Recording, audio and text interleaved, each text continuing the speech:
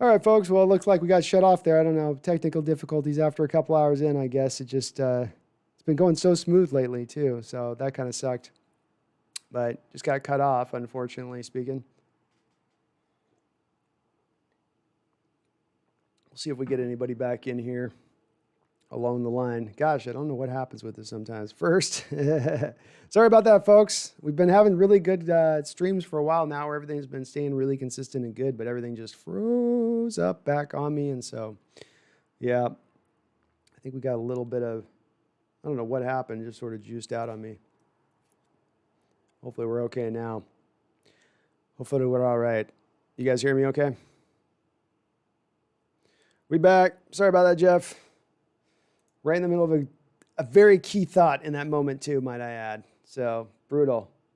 Just brutal. Would I ever consider doing a live reaction game? Yes, we'll do a live reaction here at some point. In fact, I know we're going to probably get a game in the Seahawks bar here at some point. Or I'm going to have to watch a game in the Seahawks bar because it won't be on locally at Hawaii. We've got a bar here in Maui at the Dirty Monkey, I think it's called. And if they can let me pipe in the Wi-Fi and get the direct cable, the Ethernet cable to it, then I can run the stream because that would be at least strong enough, I think, to run it. So we do it from the bar at that point. But yeah, I'd love to do it if I could. Yeah, I don't know what happened, man. The thing froze up and gave me the no dice, no play. So I was like, all right. It's been really good. I had the new computer and everything's been running really solidly with it, but maybe I need to run an update or something on my machine. It's like right now with these computers, you got to run an update every other day to make them roll, to make them go. What's up? What's up? What's up? What's up? We are back. We are back and live. I can't even remember where my last thought was when we were up on the last thing. So if I missed your question on there, I am really sorry. What's up, Chris Gow? And apologize if I missed your guys' comment on that. We got, I think I missed Ted Brogan's donation and a couple other donations. So I'll have to go back in the chat and thank those guys for that. Just sometimes stuff happens with this technology, you know. What are you going to do? You know, what are you going to do?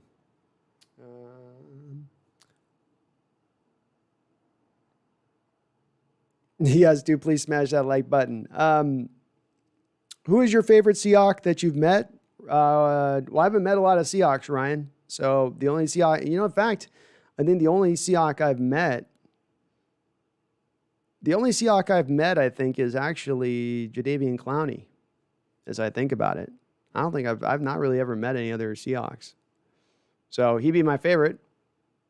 Daniel W., Carlos Dunlap is better than Ryan Kerrigan or J.J. Watt at this point. Imagine if we doubled him up with Aldon Smith, but oh well, great addition regardless.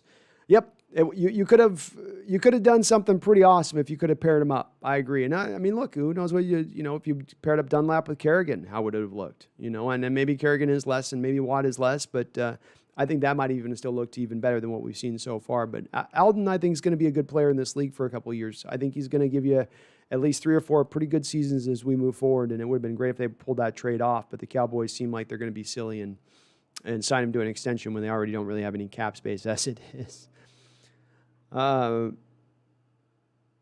Did the Seahawks D step up today, or were they carried by Cards' offensive penalties, or a little bit of both? No, the Seahawks defense stepped up today. In fact, there were penalties against him that I thought weren't right. I didn't think that the penalty on Diggs was appropriate. I thought he hit his shoulder pad when I looked at it. Now, bam, it's hard for the officials to tell, and they're going to lean on the side of calling the head-to-head, and Hopkins sold it by going to his helmet and pointing at it as soon as he got hit, but no, I thought that they played fast and loose, and it's, you're going to get a few penalties when you're going to hit like that. And I'm okay with that because it's going to cause some other things too, like opponents to get a little bit more scared of going over the middle and being willing to just eat you up all day in the middle of the field. And Sandy Mixes, defense has been good this week and last. Agreed. Defense has been good the last 2 quarters of the Rams game, and then the whole game, this game, they were pretty good except for the third quarter. But I would give them an overall good grade in this game, but only the last 2 quarters in the game against the Rams. And they played really good in that last 2 quarters. But the first 2 quarters, the Rams were running the ball up the field kind of nonstop, right? They were sort of having their way with them a little bit. But it still is a step in the right direction, and Sandy, that's what I continue to point to in this live stream show is I want to step in the right direction. Just show me some life. Show me some things can kind of start to come together. I can see the forming of this picture come into focus. Mindy B, how you doing, Mindy? Nathaniel Parks, re-sign KJ? No, I wouldn't want to re-sign KJ at this point. You're already investing so much money in the linebacker position from the first-round pick this last season to the money that you're paying Bobby Wagner. No, I wouldn't really like to be going in that route. I like KJ's resurgence this year. He's playing really well. Might even make a Pro Bowl, maybe. I don't know. It's probably hard for him to make a Pro Bowl. But I think he's still playing really well. But no, I think you've got to move on at this point, in my opinion. Terry Stevens, do you think Pete might have taken over play calling since the last half against the Rams until now? The defense looks completely different. It's possible. It's kind of odd how it's been a night and day difference over those 2 quarters in this game, isn't it, Terry?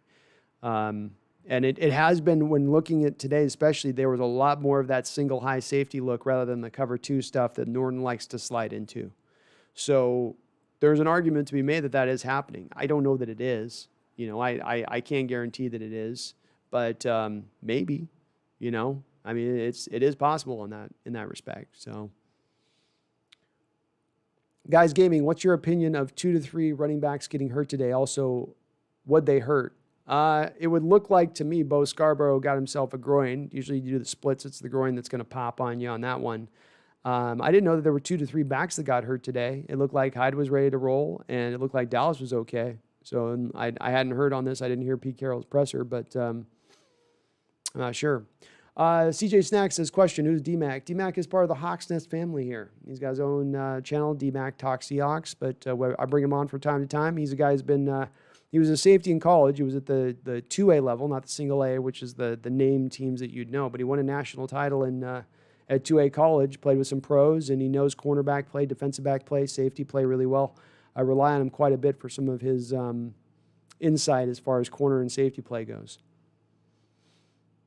Blazers and 6 man, I just want to say I love your channel. I don't know if others feel this way, but my gut reaction after every game is to come to your stream. Keep doing your thing, man. Your content is dope. Hey, thank you, man. You guys make me feel so good with these kind comments. And yeah, I love talking Hawks with you guys. Everyone in the chat, you guys make this so much fun for me to do as much as it must. I hope that it's entertaining for you guys, but it's as much fun for me on this end to hear what you guys got to say, hear your guys' perspective. I take it into account and how I form my opinions, you know, and what other people are seeing on this to a degree. You know, not wholly, but in certain respects, you know, it's the taking the pulse, as they say.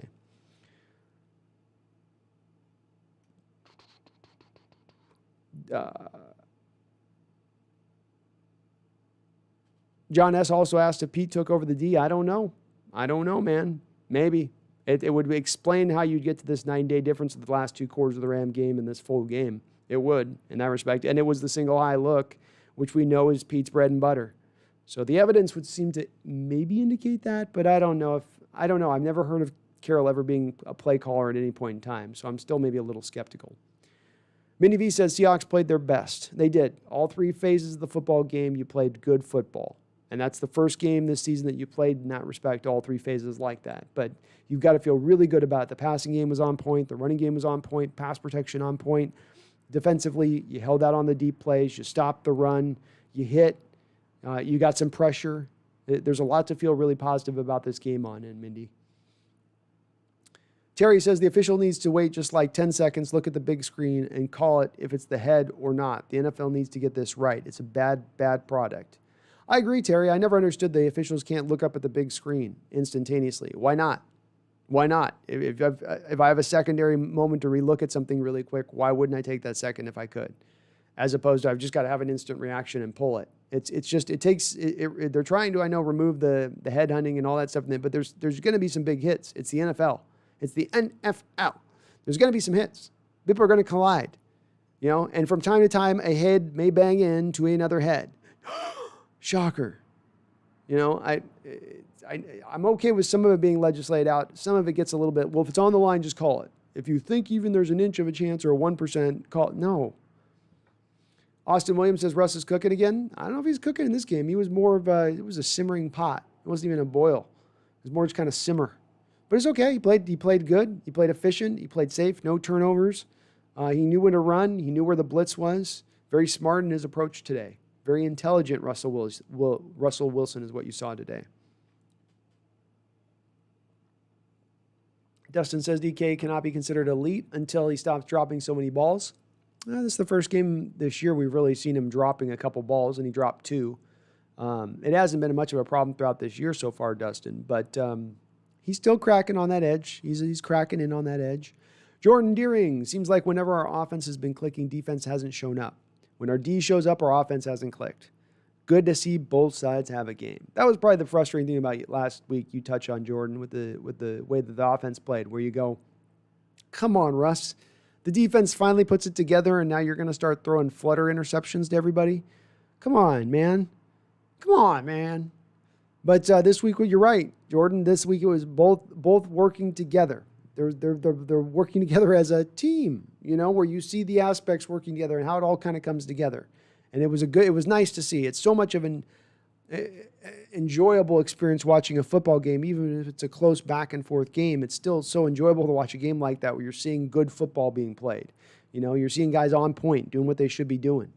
Boom shakalaka, Carlos Hyde was dishing out some punishment all game. I was impressed. I've always liked me some Carlos Hyde. Going back to college with him coming out of Ohio State, I've always liked this guy. I know he struggled a little bit with not being on prime teams, and the injury situation with him is just like with Carson in a lot of respects. He's the guy that just gets dinged up and banged up a lot. It's a lot of the same reasons that Carson gets dinged and banged up, because he runs with a lot of physicality, and he's going to take some punishment, and he's going to dish some out as well. But he came around on one where DK was blocking Patrick Peterson, and he hit Peterson and sent him flying 5 yards into the end zone on the play, and you just got up out of your seat and you went, yeah, all right, here we go.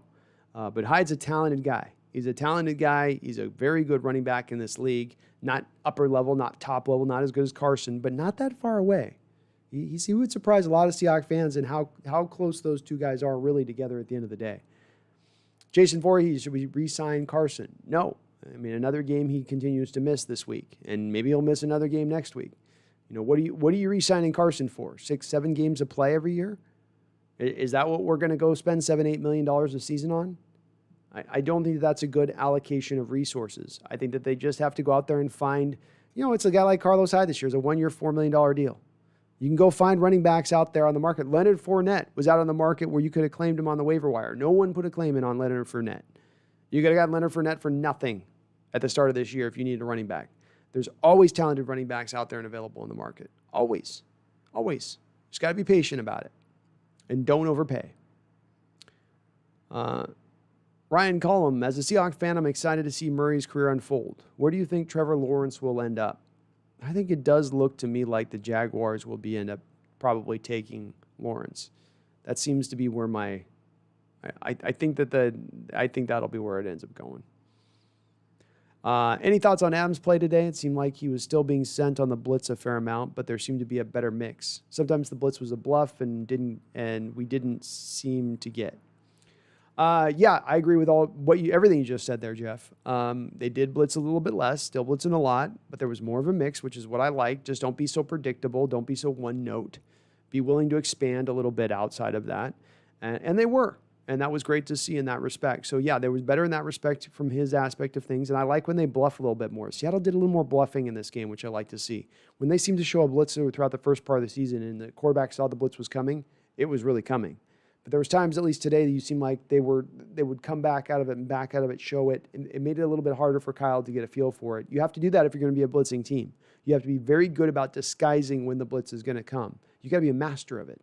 And they got a lot better about that today and how they were showing that, and Jamal especially with that. So I'm good with them. They're figuring them out. I think it's going to take a little bit of time. As I said before, there was no training camp or preseason games with this guy. You got him at the last second. You need a little bit of time to get a feel for what it is that you're going to do with him, how he's going to work best on this team. Oh, D-Boy, is there another stream going right now? Oh, shoot. Let me kill that stream. I shouldn't have 2 streams going. That would be weird. Well, hold on, guys. Let me kill this stream real quick, if this is over here. Yeah, we should just be the one right now. Okay. Well, people are stuck. I don't know. I don't know, man.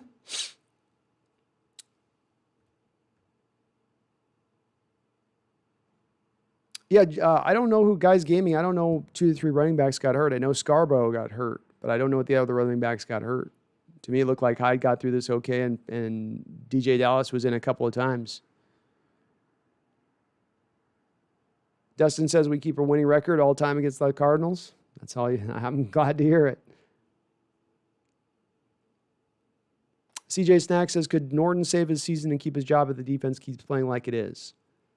He'd have to do a big-time turnaround at this point. If he can turn around big time, I mean, if he can do it, if he can keep it up, there's a chance, I guess, but I think it's going to be hard for him. I think it's going to be really hard for him. Matthias says, do you have an Instagram? I think it could be a very easy way to generate extra traffic to YouTube. A lot of users and just attach your YouTube link in your Instagram bio. Yeah, as I understand it, Instagram doesn't let you post your YouTube link in the thing until you get a certain amount of Instagram subscribers. And I already have a hard enough time keeping up on Twitter and with the YouTube page. So no, I don't have an Instagram. I probably should, Matthias. It's probably a pretty big hole in my game that I don't. I just don't have the time. Y2KH says he's back. Finally, just a solid team win. Yeah, man, just a solid team victory here, buddy. You know, it's just, and this is what you'd love to see. It should make everyone happy and put a smile on your face. It really should. There's not a lot you can nitpick about this game and the way we played.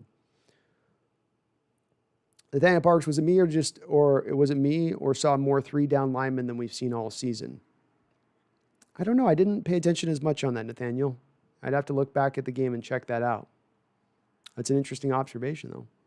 Colin Wagner, that Chase Edmonds touchdown had KJ Wright written all over it. Could. Somebody was supposed to come across on that route there.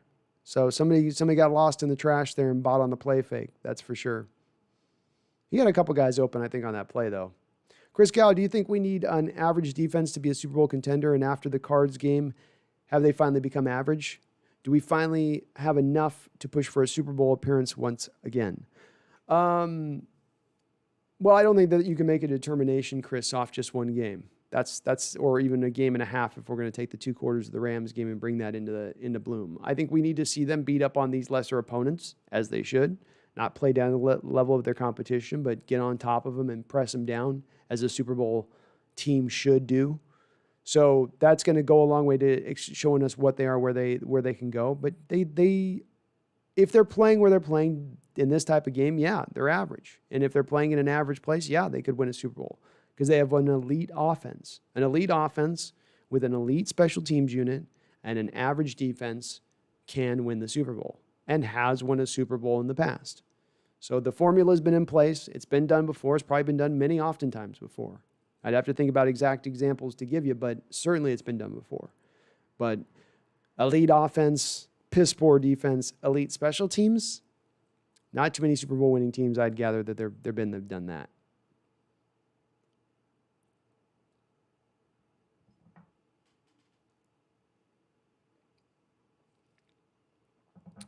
Yeah, Terry, I think Terry's got a good point. The defense probably did look a little bit better than average tonight. I mean, they still gave up, 25 points or something, Terry. So, I mean, you know, at the end of the day, it's the offense didn't turn over the ball and give them a short field. They gave up they gave up some long drives and just give up some points, but, maybe a little bit better than average.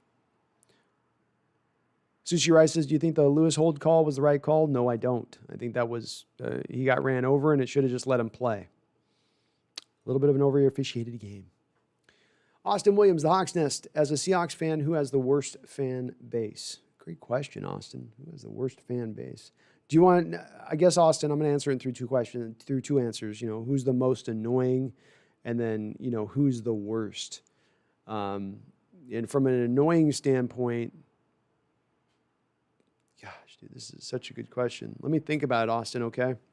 Nothing's coming to my mind off the top of my head. I mean, like the Niners are annoying, but I don't know if they're the worst fan base, because they're too wishy-washy. They're too wine and cheese. You can't. They don't care enough to be the worst. They have to be a fan base that cares to be the worst. Maybe Cowboy fans. You can make an argument with. I'm sorry, D-Boy's dad. I know you might be on the thing, D-Boy, but I'm sorry. Your dad seems really a cool Cowboy fan, but I have run across some pretty insufferable Cowboy fans in my time, so maybe that.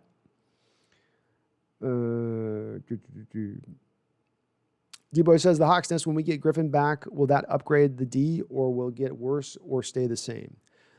He'll be fine, because what D-Boy, he does is he stays on point. I mean, it's his good and his bad thing that Shaq Griffin does. He's very he's a taskmaster. You ask him to play cover 3 and not get beat over the top, he'll not get beat over the top, but he's going to give up everything else underneath him.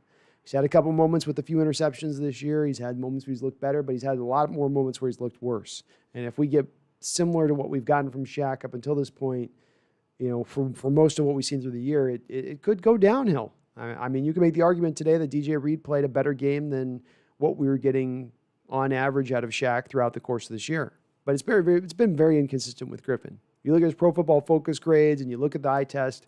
Some games he's on it and he seems really good. Other games he's just kind of in there, just he'll give you like a play or two where he knocks the ball away, but you're not getting a lot else. But I think he'll be the starter when he comes in there.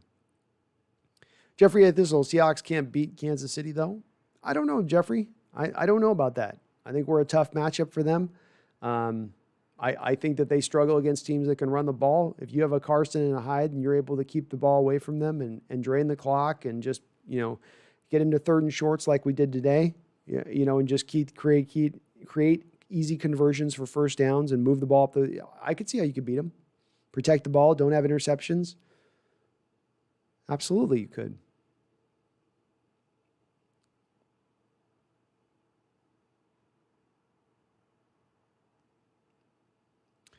Mark Hawk, how did Kirkpatrick not get ejected? Was it because he punched a DK as weak as a sixth grader? It was sort of like this, wasn't it? I feel like that's the sound Patrick made when he swung that. He went, But it was a more solid punch. If it was like legit, they might have done it. They're supposed to do it if they swing. You're supposed to be in this immediate ejection, supposedly. But he didn't want none of that smoke. I don't know what he was so mad about. Like what Dre was all up in, like he lost his mind for the moment. It's like, what the hell? Boom shakalaka. Olsen's injury. Somebody said he tore something in his foot. Probably done for the year. Boom shakalaka. Chris Gal says needs our corners to start producing though. We just need them to protect against the big play mainly, Chris. They need to make the teams earn everything up the field. Be there to knock the ball away if teams do test you deep. They did that today. It's just we need them to stay assignment correct. That's where they've been out of line. That's where they've not been, that's something that Griffin does really well. But some of the other corners have struggled with that in being assignment correct first and foremost and then operate from there. Then you can go make a play. Then you can go drive on a ball. Then you can do some pattern reading as far as the route combinations go and then pick up a pattern where you can jump a point. But you first have to crawl before you can walk. And the crawl aspect is preventing the big play as far as our cornerbacks are concerned.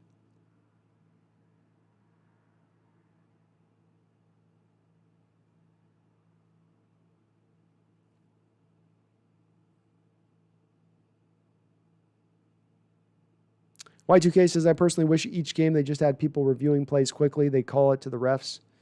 I would maybe be okay with that. As long as that we saw proof of it showing that they were getting the calls right and it wasn't getting over officiated at that point too, Y2K. I mean, that's the thing is I just want a game flow. It just stops the game flow when there's a flag. It really does. And it's sometimes it's necessary. It just didn't feel as necessary on a night like tonight. Russ had the biggest, most genuine smile after the Dunlap sack on Murray, says Terry. Great observation, Terry, and I agree 100%. He was ear to ear grinning after that sack by Dunlap. Like, oh, thank you. I don't got to come back and put this up on again and go back down the field again. As you said, in the moment that he realized the defense can actually close the game out, this might be a big turning point. And it very well could be.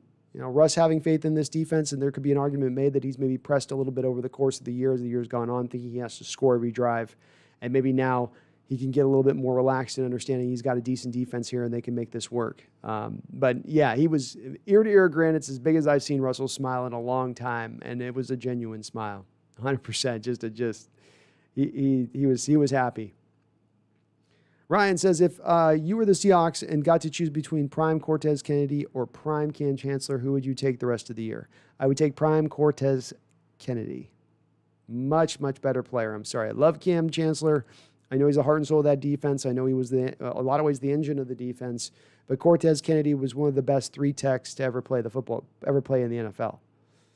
So I'll take that. Nathaniel Parks, Carlos Hyde 1-year extension. Well, I would definitely love it as a move, Nathaniel. You let Carson walk because you don't want to go to the $8, $9, $10 million a year territory he might fetch in free agency. So you sign Hyde back to a 1-year, $4 million deal. Seems like a no-brainer kind of move to me. And I'd love to see it. The GOAT says Russell Wilson's leading the league in passing yards, but I doubt he keeps it after this week. Yeah, unfortunately, the teams haven't played yet on Sunday, so he has one extra game up on him right now. I'm glad you agree, Sub-Aided Warder. Cortez is the one you go with on that one. Y2KH says, I can't believe NFL is doing Josh Gordon so bad. I can't either. I don't know why they're waiting this long. I don't know. The word I go back to again and again, I'll continue to go back to is it feels punitive. It feels unnecessary. It doesn't seem like it's really accomplishing what they seem to be trying to set out to accomplish here. T-Boy says, with Hyde's gameplay tonight, do we still win the game if he doesn't play tonight? I don't think we do. I think that the tiers of our running backs go Chris Carson and Carlos Hyde, and then it goes down to Travis Homer and DJ Dallas. And I think Rashad Penny, you can make an argument that when he's healthy, he can be up in that upper level third guys, but there's a difference in the talent between those two stacks of tiers. And I think Hyde, like I've said kind of prior, D-Boy, I think Hyde's really close to Carson. I don't think he's the same player. I think Carson is a better running back, but I think Hyde's not far. He's not far off of him. And they're pretty talented running backs. Jaden says, is it controversial to say Dunlap is our best signing of the season? Well, he was, I guess it is a signing because you did get him to rework his contract, Jaden, including getting that second year of the deal, which is probably what I'm going to guess you were referring to.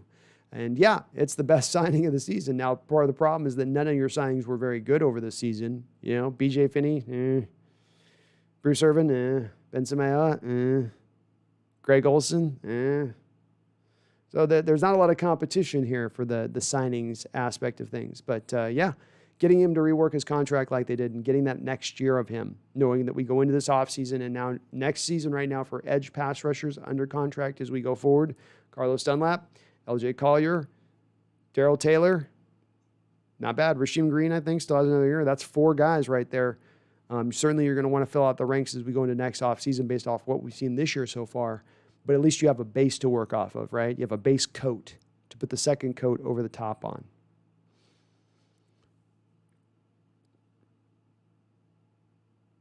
Colin Wagner says, Colin.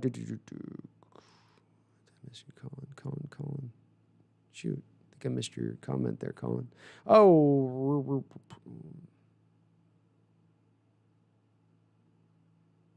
I just get lost in my chat. I think so.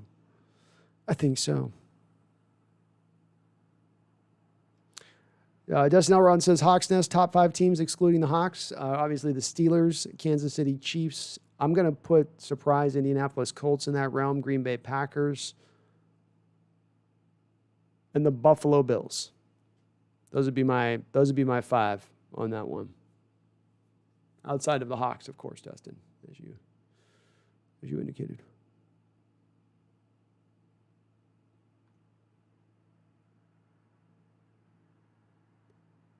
We are 1-0.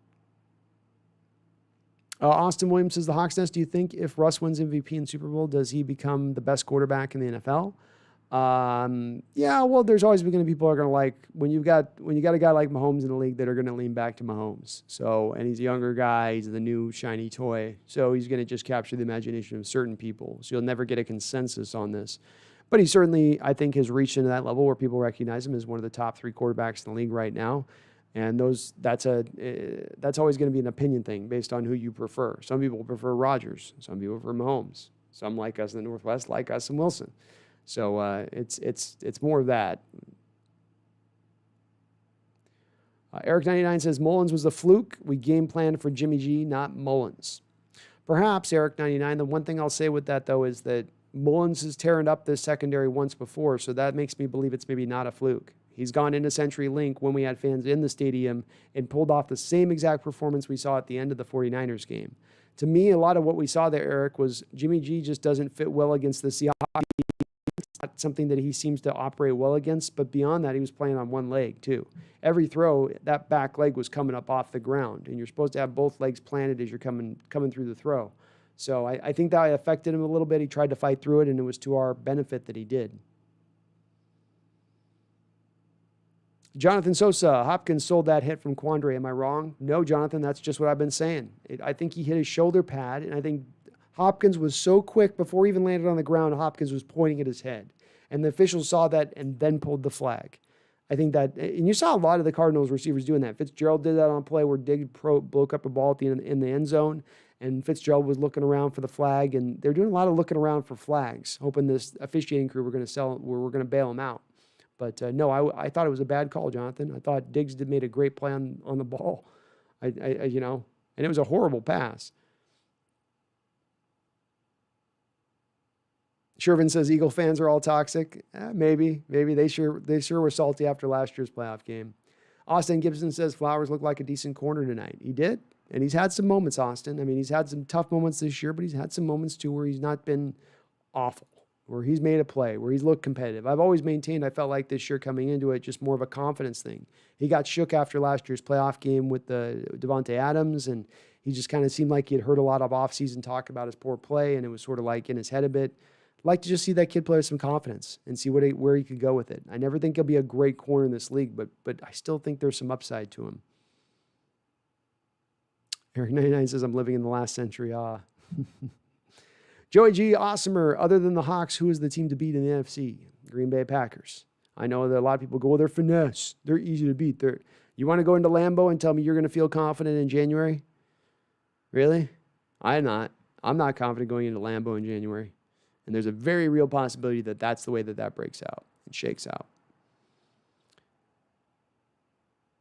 Extra long silvers. Since Carson and Carlos are getting healthy, you think our offense will look better? Yes. I think having one of those two guys, much less both of those two guys, makes the offense infinitely better because they're upper-level running backs in this league. They're two top 15 running backs in the NFL, I would probably say. And if you're looking at DJ Dallas and Travis Homer, you're looking at two top 100 running backs in this league. There's just a difference in the talent level between the two backs. Eric 99, too bad this ain't the 80s anymore. Jimmy ain't Montana, no matter what the Niners hope for. No, it's going to be interesting to see what they do with their quarterback position too, Eric 99. I've made the soft prediction. I think they might try to make a trade for Matt Ryan of the Falcons this offseason. Hawks 808 says, we got this one. Defense looking good tonight. Also can't wait to see Carson back. Well, welcome, Hawk 808. I was that 808 area code because I'm in the 808 area code right now. Defense was looking good tonight. And getting Carson back is going to help this offense that much more. So just the more we need some healthy running backs. Bo Scarbo's done his best, Alex Collins done his best, Homer's done his best, Dallas has done their best. But we need the upper level guys to really get the most out of this year, and especially our offense. So teams can't just concentrate on the passing game.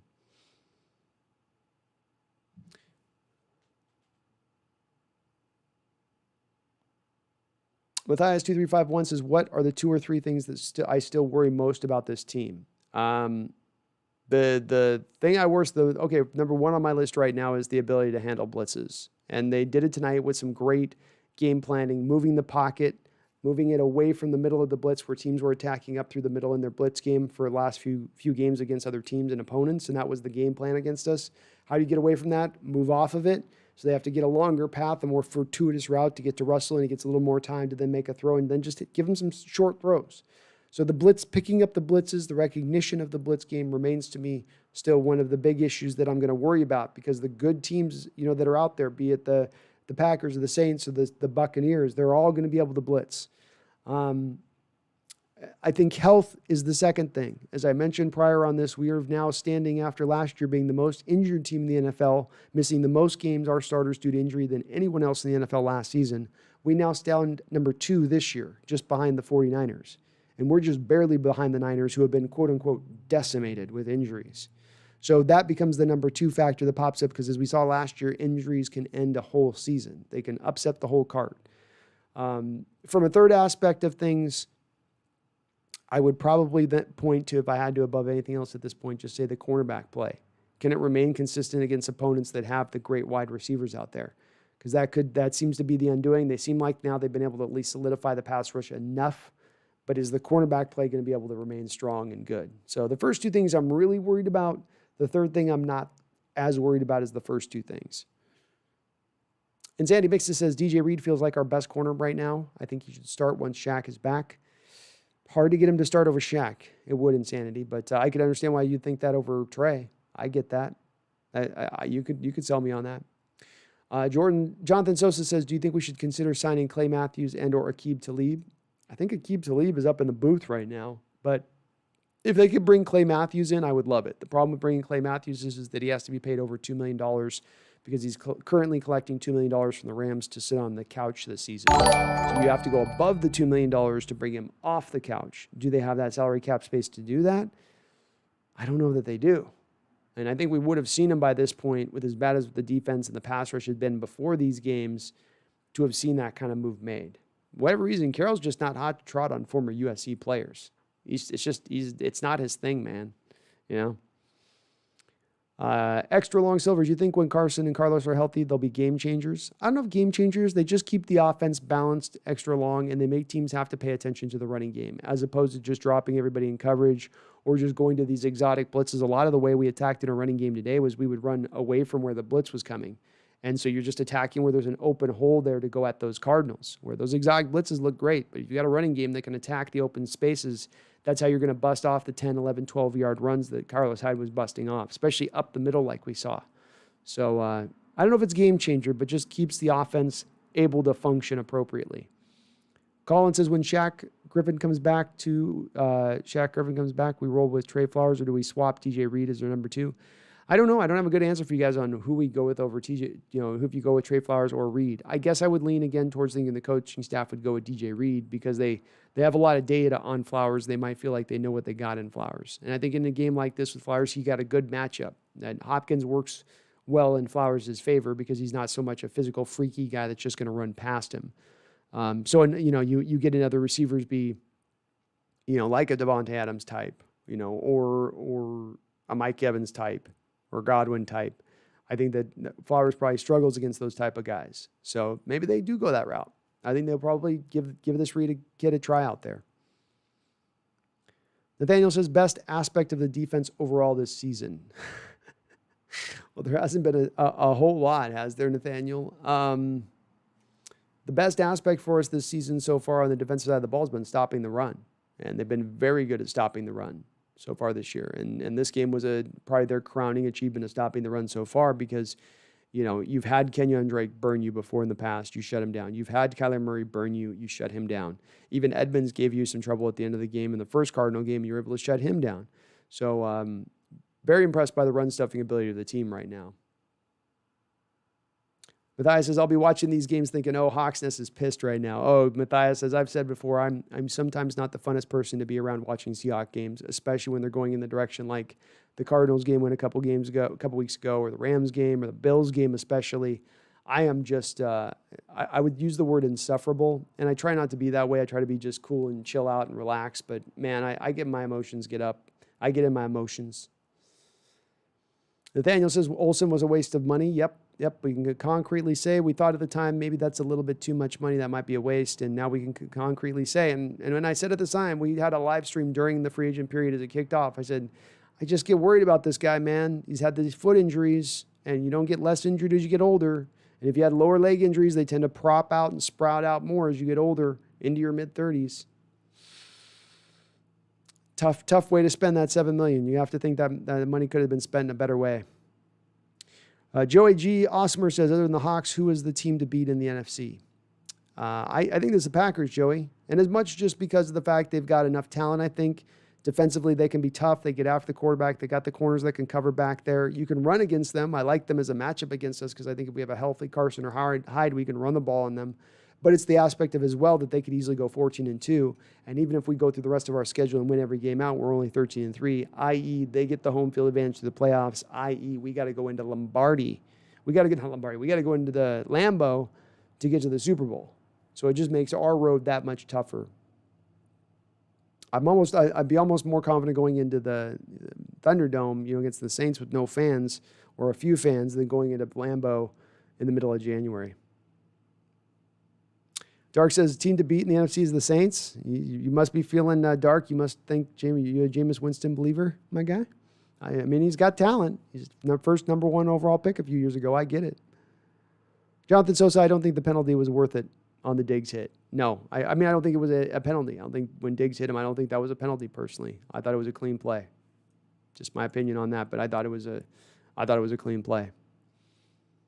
Jeffrey A. Thistle says Olsen getting hurt was a good thing for us. I don't know if it was a good thing for us.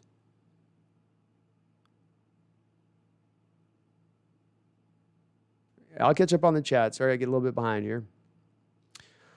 And yes, do please hit that like button if you could for me. Thanks, Dustin, for mentioning that. If you can, if you're enjoying what you're watching here, it does help this channel grow and people see my work.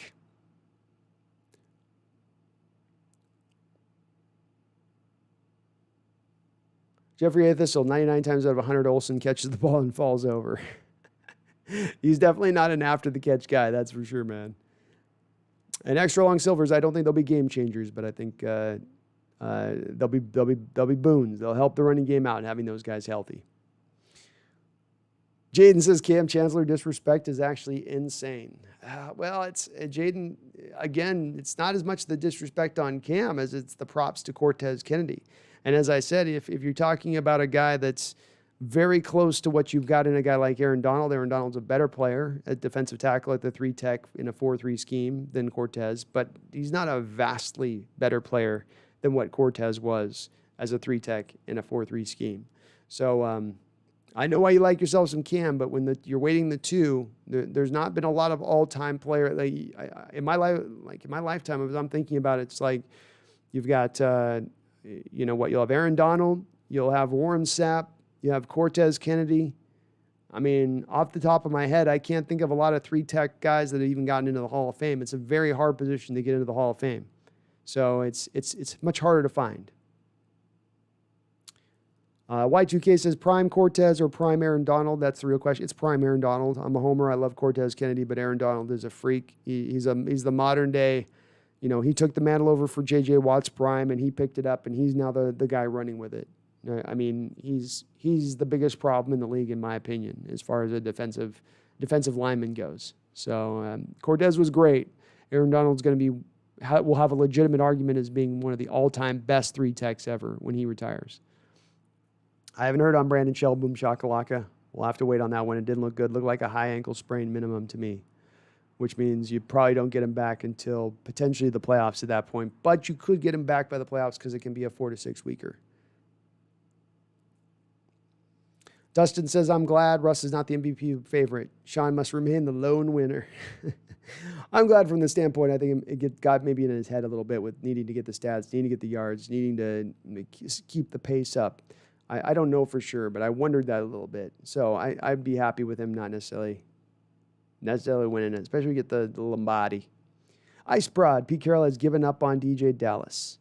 I don't think he gave up on DJ Dallas, just Carlos Hyde's a more talented running back, Ice Broad. That's, I think, and I think maybe even Bo Scarbo's a better running back, is just a traditional, you're running from under center, I formation stuff, like they did a little bit with Scarborough. He's probably better than Dallas in that respect. I've maintained I think Dallas's upside is as a third down back specialist, and there's nothing bad in that. It's not a horrible thing to be. Every team needs that guy in a player on their team that's going to play that role. And I think he can eventually play it really well, which he played it pretty good today in the little moments they had him in there for that. Eric99 agrees with me. Aaron Donald, unfortunately, first ballot Hall of Famer. Yep. Just a freak. Just a complete freak of a player. Oh, Dominic Bullock with a $5 donation. Dominic, didn't you give me like $70 in donation the other day, man? You're too kind, bro. Too kind. Thank you for the $5 dono, though. I appreciate it. Really do. Things are going good, man. We're feeling really good about our situation, feeling strong, I'm completely behind on the chat, but that's okay. They forgive me for it.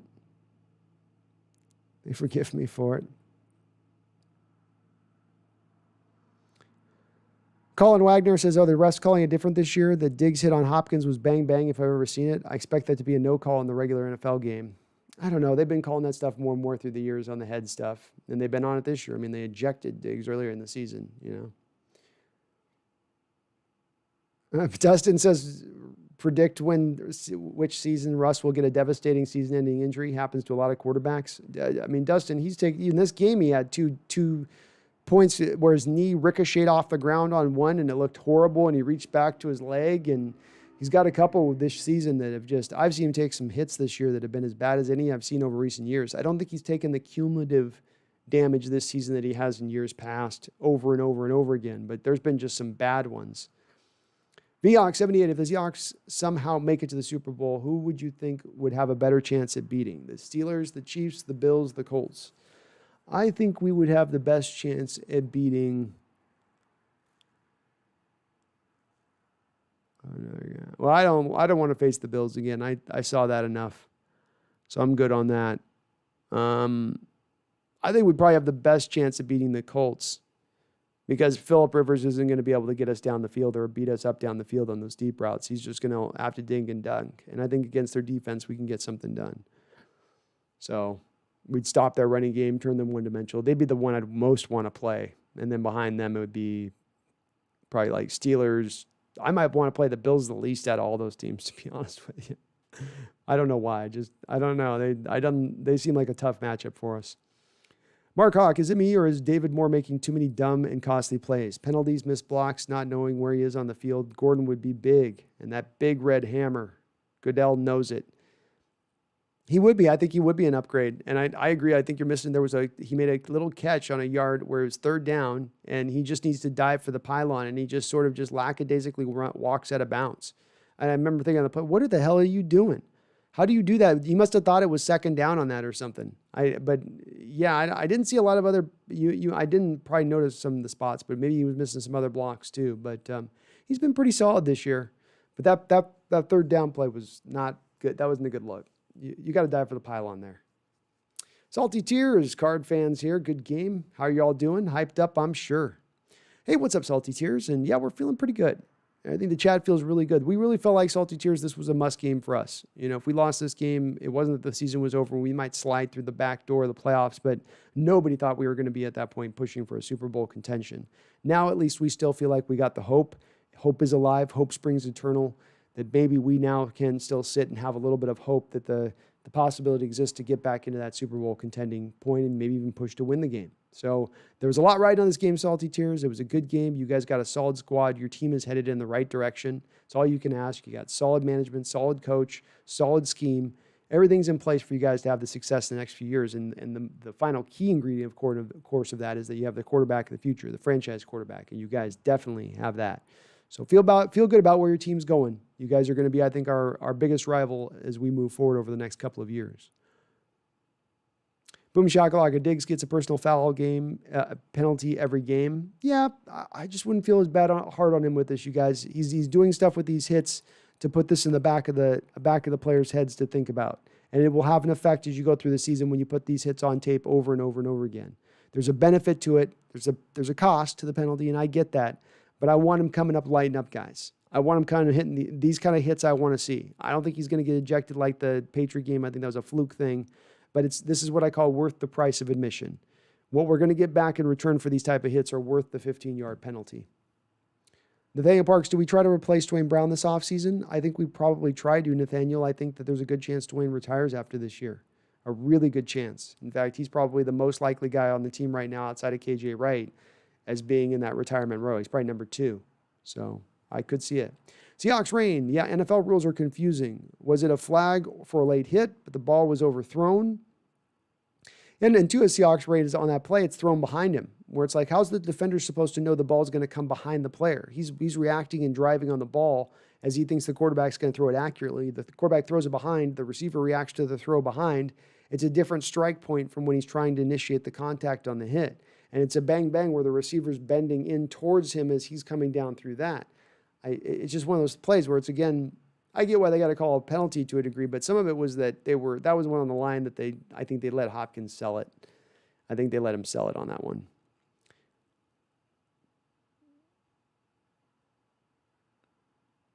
Austin Williams says the Hawks Nest, Russ and DK are a top 3 quarterback wide receiver duo. They're probably number 2 right now, if not pushing in that number 1 spot, Austin.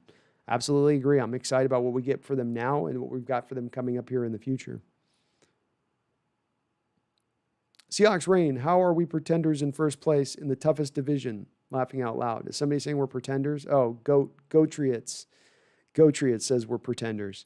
Yeah, Gotriots, I think that's a solid question being asked by Seahawks rain. And I think you're going to have to answer that if you're going to say we're pretenders. You got to acknowledge it. You got to then explain how can we be pretenders in the toughest division in football and we sit up in first place. That's a great question. And one I'm guessing we're not necessarily going to get an answer for. Shervin, Shotty did a great job beating those blitzes with screens and draws and delay fades and tight end routes. He did. He really came in attacking the blitz, understanding this is what they're going to do against us. We've got to have an answer. Moving the pocket was the number one thing I saw that he did. Moving the pocket in the short passing game. The combination of those two things was just marvelous. Absolutely marvelous and just what you need.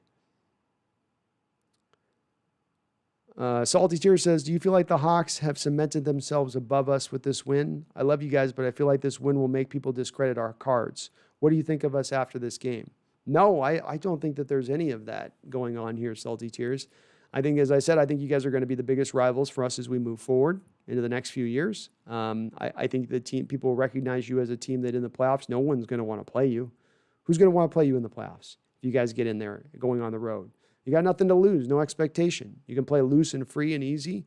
I think you're going to be a tough team to deal with as we go forward. No, I think you lost on the road in Seattle in a tough divisional game, coming off the heels of winning the Hail Mary. You know, I think that the only tough part for you guys, Salty Tears, is you got a young team, a young quarterback who's going to play a little inconsistent at times. Most of the time he'll play really good, but he's still going to have those blips of inconsistency that you have to just kind of grow with, as we grew with Russell in his first couple of years. So, nope, you guys are still, I think, a legitimate contender. I just think the tough thing that'll come back and hurt you guys as far as your full potential for this season will remain the loss of Chandler Jones. That's the thing to me that ends up kind of haunting you guys as far as your defensive potential and where you could get as a full team. Extra Long Silvers, when do you believe we'll see Carson or Hyde back on the field? Well, we got Hyde back this game, Extra Long Silvers. I don't know that he's injured, unless you guys know something I don't. But I would expect Carson, especially if you got Hyde back, to be probably still a couple weeks. Go Triots. NFC West has one of the worst defenses. Maybe, but still the best division in football, Go Triots. You know, I mean, it's funny to me as a Patriot fan, which I can only guess you are, talking about coming in saying that we're weak. You got to play through the AFC East weakest division in football for 20 years. You had doormats that you played week in and week out, 6 games a year. And you're going to come in here and talk to us about how weak our division is as the number 1 toughest division in football? You don't got a leg to stand on here, my guy. You don't have a leg to stand on. Code red. TB12 fans in here. They're trying the TB12 method on us.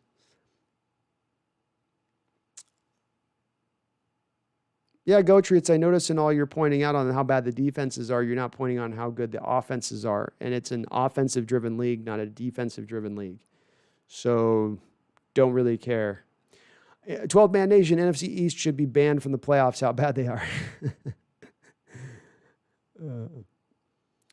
First King Kush, what's the next good team we play? The Rams in a few weeks. That's the next good team. But admittedly speaking, as they spoke on the telecast, the remaining strength of schedule that we have to work through is going to be the weakest strength of schedule over our remaining games in the NFL.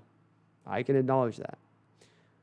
Hawks 808, yeehaw, Hilo Hawks. Thought we were in Hawaii since I see the big island on the hat back there. Aloha, Brandon. Yeah, I'm over on the, aloha, brother.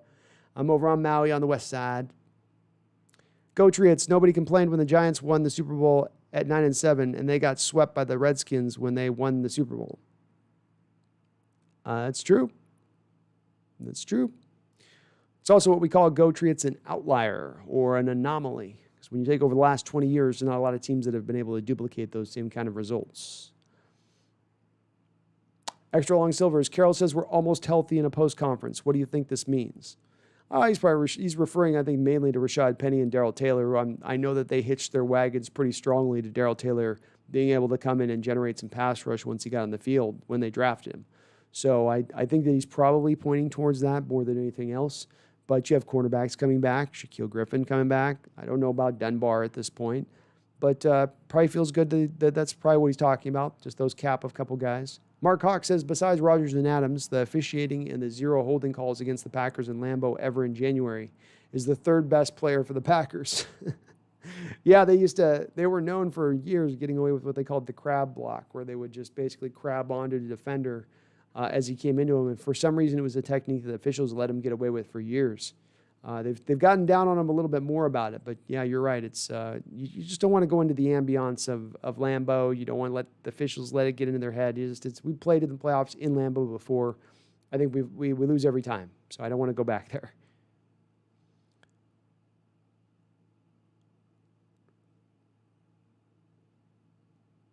And thank you again for that donation, Dominic. I really do appreciate it.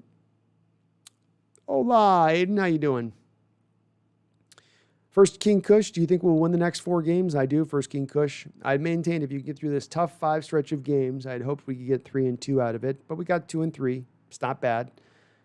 2-3, you're on the back half of the schedule. There's no reason you can't go undefeated through the back half of the schedule, especially understanding that Ram game that you're playing is at home. So, yeah, I absolutely see us being able to go undefeated over at least the next 4 games, if not more. Seahawks rain. Murray made some crazy pressure throws. He was getting smacked today. Yeah, he was getting hit. We were getting pressure, and to your point, there was some throws he made where it was really surprising where he put the ball and able to put the ball despite taking the hit he was. I mean, he looked right down the barrel of that gun, and he unloaded it. You know, he still got rid of that ball and took his hit. The kid's really tough. He's strong-minded. He's strong-willed. Again, this is part of the reason why I think he's going to be a problem for years to come. There's a lot of elements to his game that make him a problem. You know, there's things he's got to work on a little bit. You know, when he's moving around and leaving the pocket at times and he's throwing on the run, that ball gets really wobbly sometimes. And he just doesn't throw with a tight spiral, which really throws some of his accuracy off. Some of it I wondered if he was playing with a little bit of an injury, though, in those shoulders, too. So that's the hard part of that to ascertain.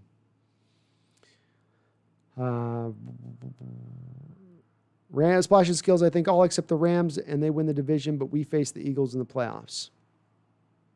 Sounds about right. Adam Akkad, we played too poor to win. Good game to you guys. Hey, good game to you, Adam. And you guys beat us last time. You know, you guys outright beat us last time. No excuses whatsoever. It was you guys taking away from us at home. So you guys got us at home. We got you at home. That's why they call these a rivalry game. You know, because they're tough, hard-fought games that come right down to the wire. And I expect us to be playing these kind of games for years to come with these 2 quarterbacks. 12-man nation, Rodgers is to Aaron Jones and Devontae Adams is dependable. Yeah, they've got just a good enough offense there and a defense that can be just dangerous enough. First King Kush, yeah, we're going to beat the Eagles and we'll beat the Giants. Only the Rams game is the game that really has me potentially concerned. Salty Cheers says, I just want to get Fitz a Super Bowl in the next few years. I know we still have a bit of work on right now, but we've got a good start.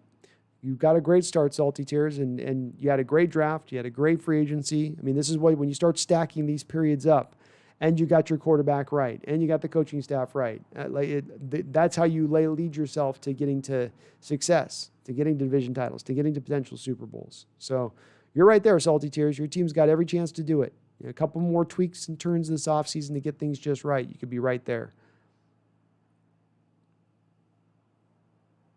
Yeah, D-Boy, your dad's not toxic at all. He's an awesome Cowboys fan. So it was all those other Cowboys fans I'm talking about. Goatree, Colts are trash, but Colts are made for this game, and it's a mismatch for the Packers. That's the first big true thing that I think you've said here in the chat, Goatree, and I agree with you wholeheartedly. I think a running football team that's going to be able to dink and dunk the Packers a bit, it's going to be hard. It's going to be hard. Yeah, I don't think the Colts are trash. Brian A. Williams, how goes it, yo? See you still here. Hawks had a decent game from both sides of the ball. I still say 33JA is not a linebacker, not a strong safety. Maybe not. Maybe not, Brian. I mean, maybe you can call him more of that. Maybe call him positionless as anything else. DB Door, yep, I'm live, but I am behind the chat. Sorry, my guy.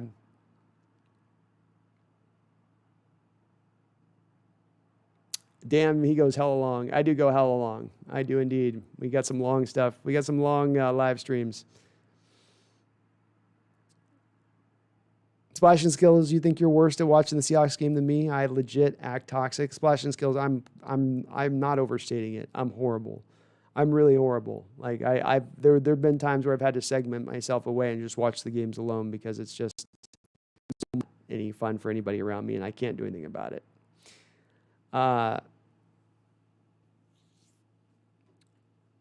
Brown Hammer 3214 says DK needs to clean up the drops, but Russ didn't make the one in the end zone easy for him with that speed. He threw him a bullet, didn't he, Brown Hammer? I mean, that's where I don't have as much a problem. The second drop was a little worse than the first because he's trying to run before he catches the ball, but the first drop, it's like a 7-yard throw, and Russell is rifling that thing. It's a tough catch. I mean, it's in a small window. Russell's got to throw it like that, but it just got up on DK really fast. He's not used to, I think, Russell throwing it like that all the time. First King Kush, will the Steelers remain undefeated? I think they will. I think they're rolling. I think the Steelers only probably lose another game or two throughout the rest of the season. Are the Dolphins for real in your opinion? Asked Dustin. They have not lost since us, I think. I think they're legit from the standpoint of their defense and their head coach, Dustin. I'm not where they need, I don't think they're where they need to be offensively. You know, they've got a 20-year-old left tackle blindside protecting for a quarterback who tends to get injured a lot, who now has an injury on his foot, I believe. But with that said, that they're moving the organization in the right direction. I'm still not sold, Dustin. I don't know about you, but I'm not sold on Tua yet. I still look at him and I'm like, man, he's small. He doesn't move as quick or fast as Russell or Kyler. He doesn't have Kyler's arm, doesn't have Russell's, big throw. I don't know. Sometimes I don't see it with that guy just a little bit, but maybe I need to see a little bit more. Yeah, Adam, I agree. I don't think they can be 6-3 team at this point in time in the season. You're not trash. That's a misuse of words at that point. So you're right on the button there. It's not the wording. His wording was a little odd that way. Eric99 says Fitzgerald's like Barry Sanders, generational talent that didn't win the big one. So close though. Yeah, I think he at least, the thing you can give Fitzgerald credit for is at least he got the chance to go get it in that Steeler game. He's been in the Super Bowl. He had a chance to win it. He got the chance to make some big plays in the Super Bowl and do some things in that game. Barry never even got to the Super Bowl. So it's a little different in that respect, but it's always hard when you got a great player who plays so long and is such a great pro and a great person, seemingly a great human being, who doesn't get that opportunity to ever put that ring on. Aiden Brooks says, I like to smash my TV whenever the Seahawks give up a 20-plus yard play. I've gone through 38 TVs this year. I can relate, man. I start just cursing. I turn into just, every other word is just, what the F are we doing? Why? And everybody just goes, okay.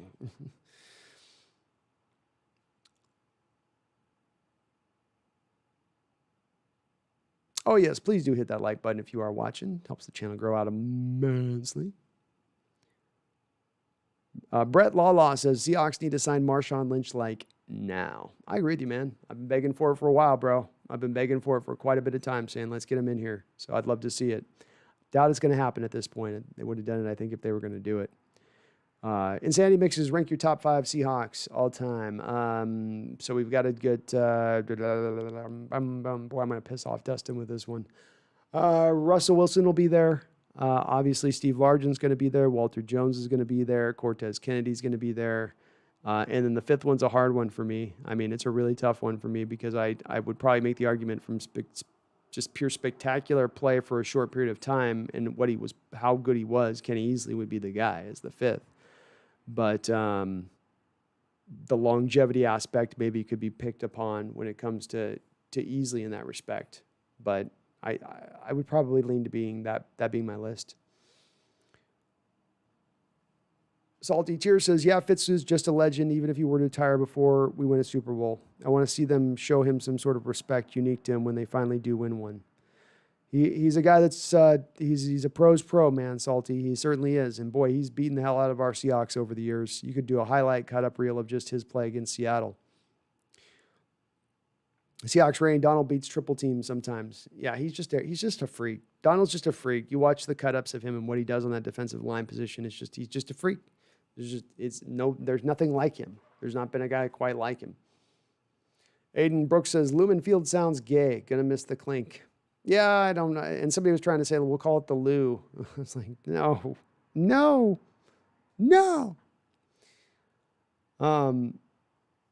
Austin Williams says, the Hawks Nest, best draft the Seahawks have had in recent years. And is it when you got Russ? Yeah, that's the best draft, Austin, because you got two Hall of Fame players in one draft. I mean, whenever you do a draft, we have two Hall of Famers. Say nothing in the fact you got a guy who was a very solid pro, and that was the Bruce Irvin draft, I think. And then you had Bobby Wagner, I think, in the second, and Russell in the third, I want to say. Or I got that flipped up. I think they even got a couple other guys even beyond that. I think there's a Byron Maxwell draft, too, or something. So that was probably that or the year before were the two drafts that would be the gold standard draft in Seahawks history. Because the last draft, I think, too, you had Cam and Sherm in the same draft, I want to say.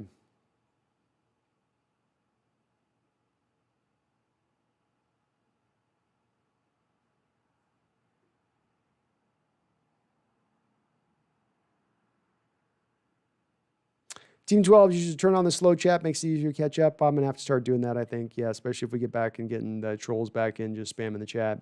Chris, the safety play was super weird, but we'll take it.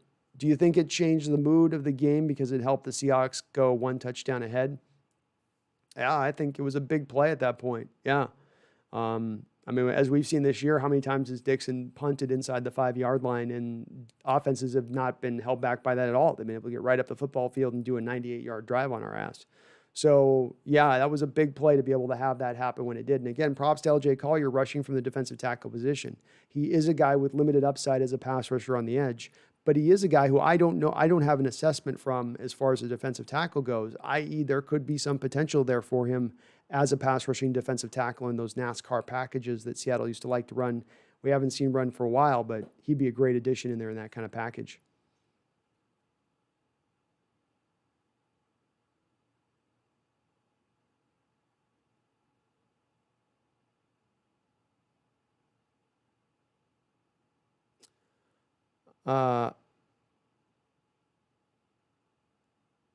Kara Star says your Seahawks are lucky as F. Cardinals O-line was off. It was weird watching the false start penalties, wasn't it, Kara? Where there's no crowd noise coming in. Why shouldn't you guys all be on the same page with the false start stuff? But you got a good team. I don't know if it was lucky. I feel like we won this game like you guys won the last game. Just the better team won on the game on that day. But you have a solid team, and you're going to be good to go for years to come. Jeffrey A. Thistle says Josh Gordon, DK, and Locke on the same field at the same time. That'd be magical, wouldn't it? Be plenty magical to get all those guys. And it's a game changer. That's a wide upgrade over, in my opinion, what you got with David Moore or Swain. Michael Myers says that play D. Moore ran out was an obvious false start. That wasn't called. No excuse. He should have fought for the first down. Yep, that's where you can't trust what you think the officials are going to call in a play. You just got to run the play and let them call the play. And it was a weak effort on his part, and we needed the first down there. That's the play's drawn up for it to be. You're not going to have a lot of separation. Defender's going to be right there. You need to haul your butt to the sideline and get to that first down marker. Evergreen says Greg Olsen hurt. He's low-key good for the offense. I like Disley in his role, and Hollister should be how they've used Disley so far. It's going to maybe hurt a little bit. I haven't been blown away by Olsen, to be honest with you, Evergreen, but he's a solid vet, knows how to stay within his responsibility. Brian Alex says Seahawks a first-round exit team. I don't know about that. Depends on if we've got to go on the road or if we get to play at home. Michael Myers says Diggs set the tone. The rest of the D gets up for someone hitting how he does. It does. It's a momentum changer. It makes the offenses less willing to go over the middle. You fill in your marker. It accomplishes that. So this is, again, why I'll give up the 15-yard penalty for what it accomplishes and what it gets going. This is what our team needs. Our defense needs those kind of hard hits. Cara Star, think about it. Seahawks tank, they can rebuild their problems. How are we going to do that, Cara? We don't have a first-round pick this year. Salty Tears, I was scared when Kyler fell on early. He runs safe and doesn't get hit hard at all, but when someone's tackling falls on him like that, there's not much he can do. Glad he's okay. We've seen a few quarterbacks go down that way, right, Salty Tears? Like you had the Aaron Rodgers snap collarbone a few years ago on just kind of a play like that where a player lands with his full force on him. I've seen a few quarterbacks go down like that where it's when you got a 350-pound man with all of his force and you're twisted just a little oddly as you're coming down, that's going to snap something really quick.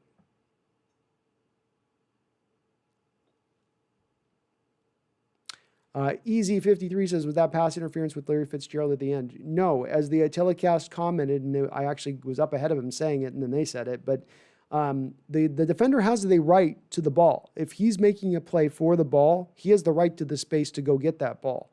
And if you've got two players going for a ball that collide, and that defender is truly making a play on the ball, which Diggs was making a play on the ball, there can be premeditated hitting and colliding at that point. It's allowed.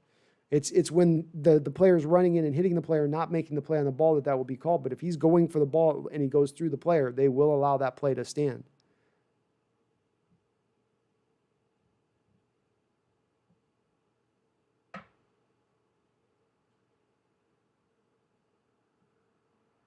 Matthias says, should be doing finance homework, but Hawks Nest way too good.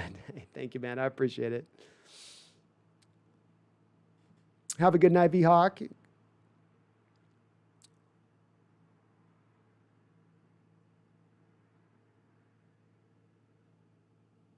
Dominic with the $2 donation again, man. You're always just so kind, Dominic. Thank you so much. It says hashtag Seahawks Nation. Yeah, go Seahawks Nation.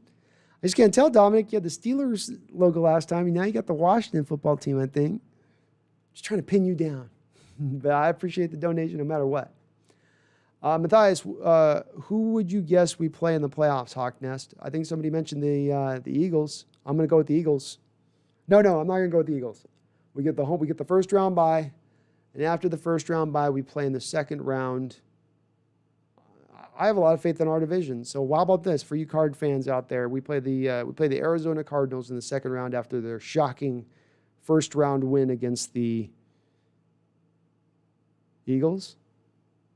How about that? How about that for a prediction? Pedro Hernandez says, you watch anime? I don't. I don't watch much anything anymore, Pedro. I'm so busy. I barely get any chance to watch anything. Dustin says, trivia time, which two teams is Russell Wilson not beat in an NFL regular season or postseason game? Oh, wow. What are the two teams? What a great question, man. I'll have to think about that, Dustin. I'll try to come up with an answer, though.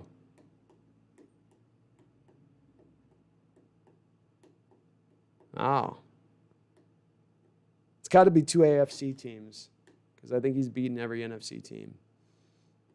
It's got to be. God, what a question. San Diego. Yeah, San Diego's one of them.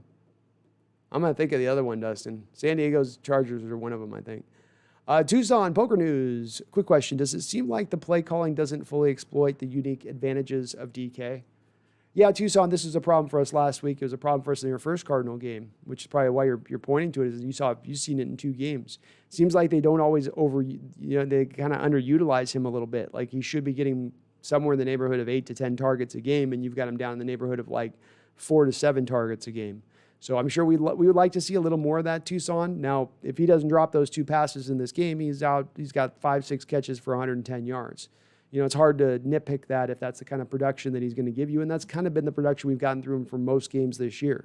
5-6 catches, 110, 115 yards. He'll have the occasional game I think he blows up. But, yeah, we would like to see a little bit more utilization of him because he is such a special player. Wiki Games, do you think the Seahawks get the number 1 seed? I think we do just because we have the weakest strength of schedule through the rest of the season. I mean, if just for that reason alone, I think that's the thing that's going to allow you to get to 13-3. And I watching the Packers have their losses this year, I think they're going to stack up a couple more losses through the rest of the schedule. So yeah, I think we can get it. I think we can definitely get it with this win. But you had to get this win to do it. This was a necessity to make that happen. You had no chance if you didn't.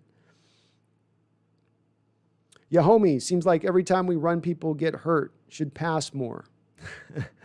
Our running backs get beat up a lot, that's for sure. And boy, it seemed like we had like 4 plays in a row where offensive linemen were just dropping right and left.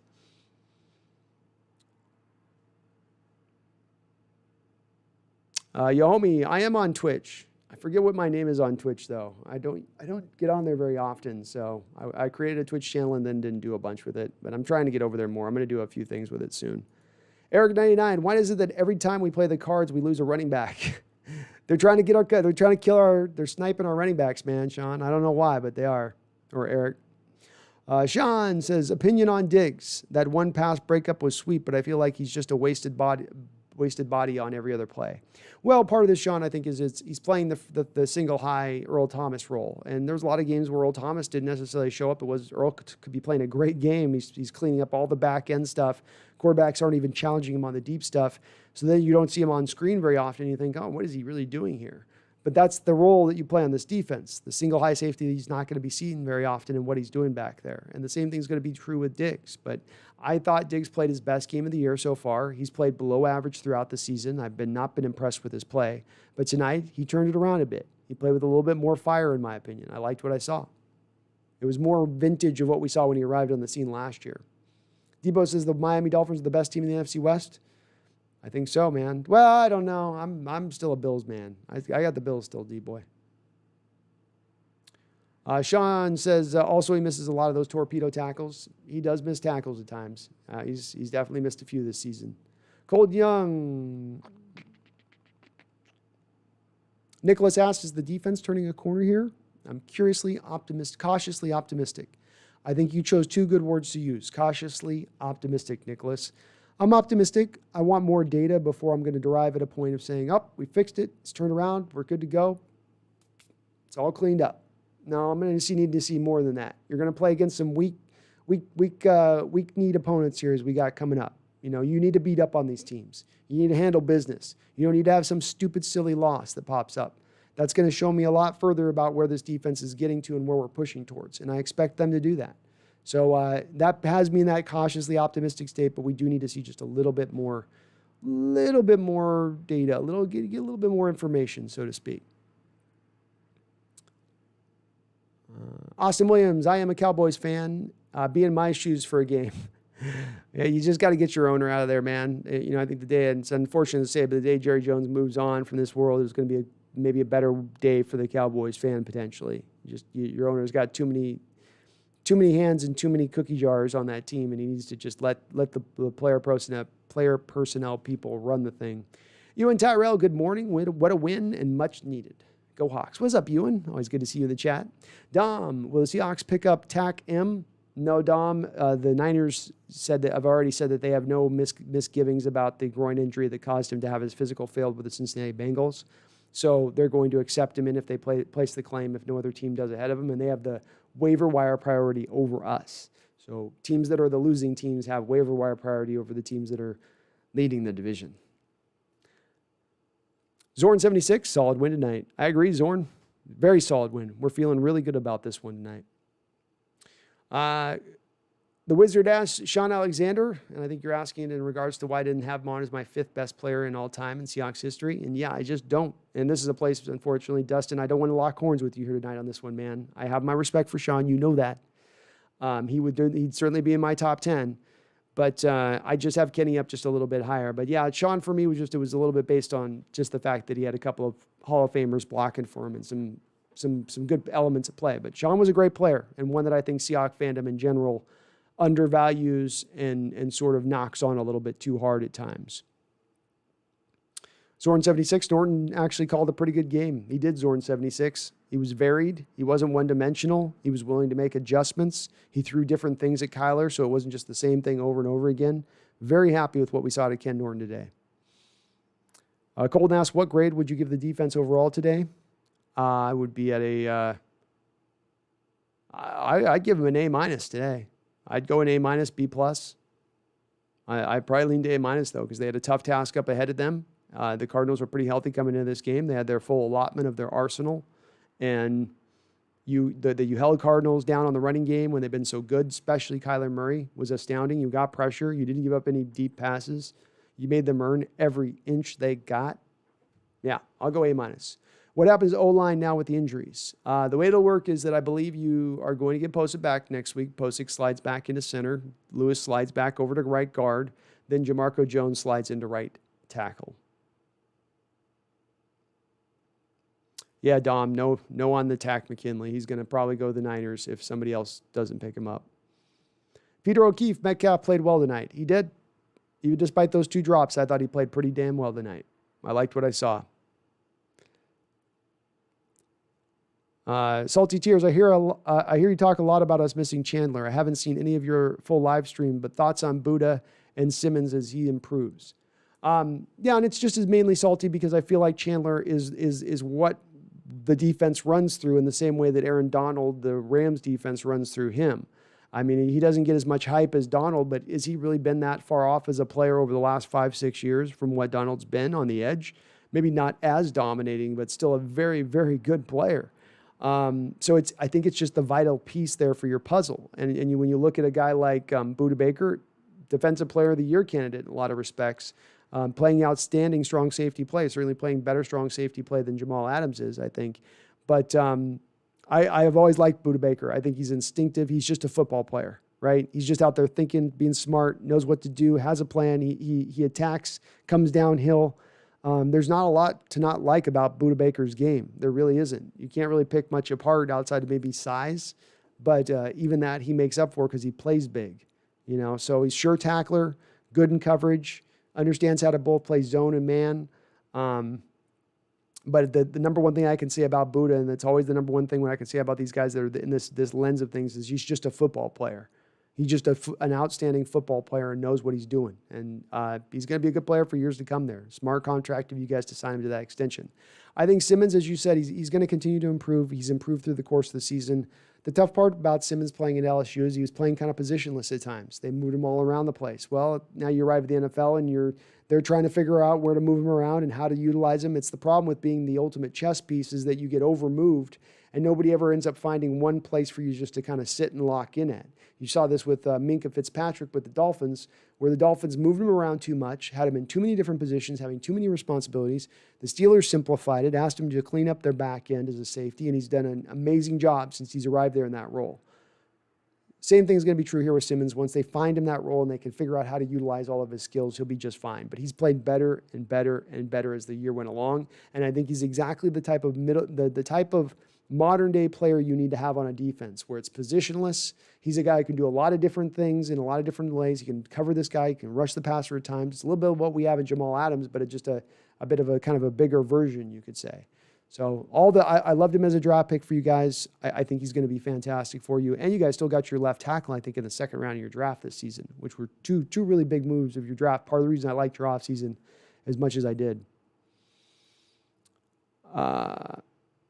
Nicholas, the Jamal Adams play before that was crazy. What an athlete. Oh, he's a fantastic athlete.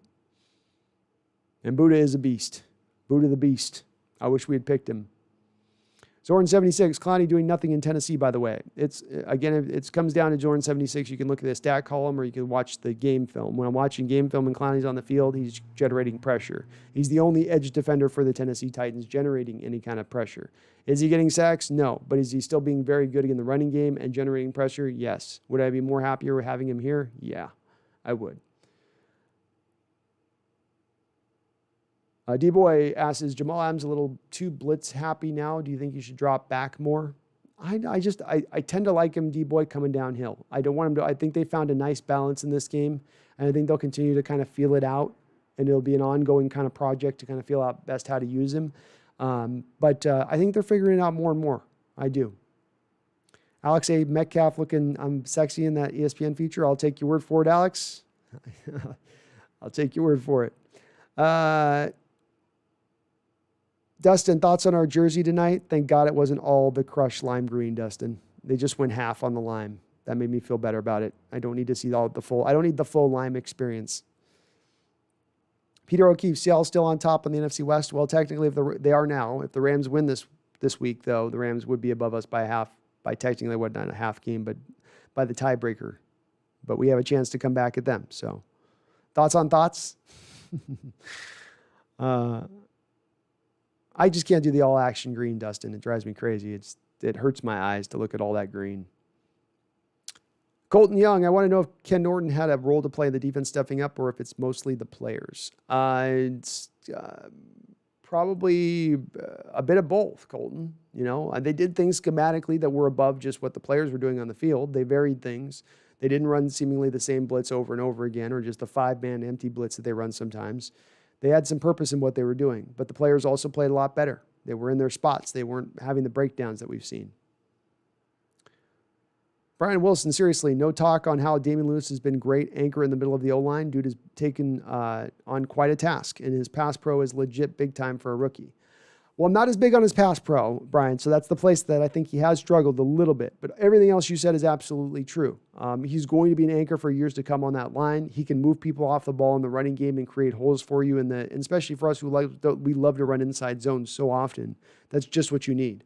But I expect him to get better in his pass pro. It's been the place Pro Football Focus has dinged him quite a bit this season is in his pass protection. But it says something about him as how high a grade a player he is, despite that he's still one of the highest rated guards in the entire league, despite having some of the pass protection issues that he's had. But no, I've talked about him a bit on the live stream here. I love what we see out of him.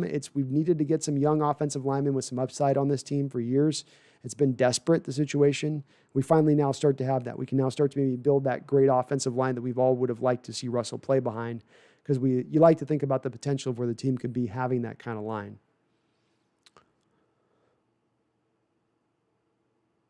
Oh, Eric, thank you for the $2 donation. Good night and go Hawks. And I'm going to get through the last of this chat here because I think we've definitely hit that time and marker where I am starting to feel myself fade. Matthias says, I've got to say, I remember this show at a few hundred subs. Now pretty much 3.5K, pretty soon 10K. Happy for the Hawks Nest. Great content. Thank you, Matthias. It's been a lovely little roll here, man. And I'm having so much fun on our climb. This is my favorite part of the week, getting to talk to you guys and after watching the Hawks game.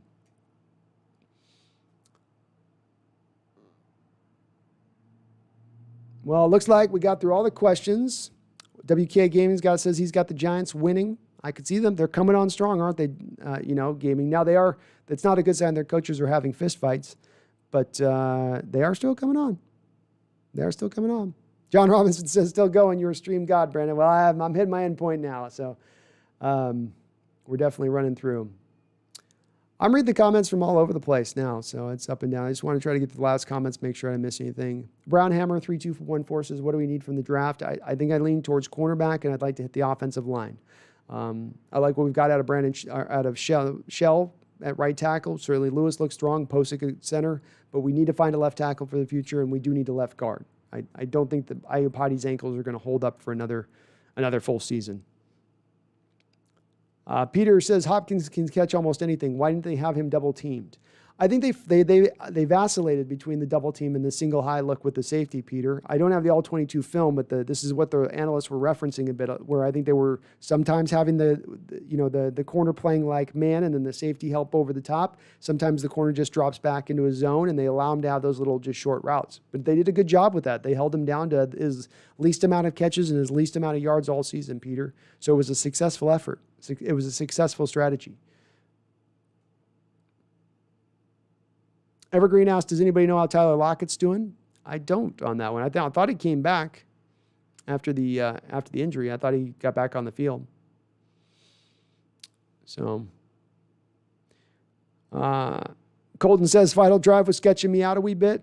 They held strong, though. And then to our defense's credit, we've knocked our defense throughout this year, but there's now been 3 big stands at the end of the game. You want to talk about building resolve and grit. You got the Patriots game where they're 4th and 1 with Cam Newton running the read option and they stop it. You got the game with the Vikings on 4th down where they stop that running play inexplicably, 3 players making a great play at once. And then this play where Carlos Dunlap beats his man when you absolutely desperately needed him to beat his man. Fantastic job. We can knock the defense for all they've done this season, and we have every right to knock them. But they've also had some big, big moments where they've really stood up, and props to them in that respect. All right. I am going to wrap up here on that note. I want to thank D-Boy for being my mod on charge, and Jose Rodriguez hopping in here as well, keeping the chat going good and lively as ever. Dustin had some great interaction with you too tonight, man. I love the energy you bring in tonight, Dustin. Man, that energy tonight with the just be cool, man. And like you got some cool input when we're going down the track on it. But feel good about this, Seahawks fans. Feel good about this game. Don't let people tell you, well, we got too many problems. I knocked everything last week because we're heading on a trajectory. If we lose this game this week, the season's basically in the downfall state. We're circling the drain at that point. You reversed your course here 180 degrees the opposite direction with this win. So feel good about this win. I have everything is still remaining right there for us this season to grab. If within our range. We can just reach out and take it and pull it in. So Seahawks just need over this next 6 games to just push the pedal down to the metal, stomp on these teams like you should stomp on them, take care of the Rams at home, and you should have home field advantage in that first round bye, which as we saw in 2005 and 13 and 2014, got you to the Super Bowl. Let's hope we get there again. I appreciate all of you for being so awesome in the chat. Thank you for all the donations. I can't even count how many we got today.